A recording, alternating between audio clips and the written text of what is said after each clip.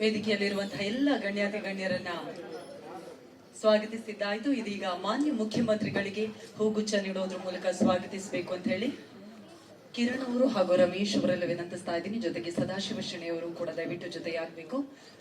ಮಾನ್ಯ ಮುಖ್ಯಮಂತ್ರಿಗಳಾಗಿರುವಂತಹ ಸನ್ಮಾನ್ಯ ಶ್ರೀ ಸಿದ್ದರಾಮಯ್ಯ ಅವರಿಗೆ ಪುಸ್ತಕ ಬಿಡುಗಡೆ ಕಾರ್ಯಕ್ರಮಕ್ಕೆ ಹೂಗುಚ್ಛ ನೀಡೋದ್ರ ಮೂಲಕ ಪ್ರೀತಿಯ ಸ್ವಾಗತವನ್ನ ಕೋರಬೇಕು ಅಂತ ಹೇಳಿ ಶ್ರೀ ಕಿರಣ್, ರಮೇಶ್ ಅವರು, ಅದೇ ರೀತಿಯಾಗಿ ಸದಾಶಿವ ಶೆಣೆಯವರಲ್ಲಿ ವಿನಂತಿಸ್ತಾ ಇದ್ದಾರೆ.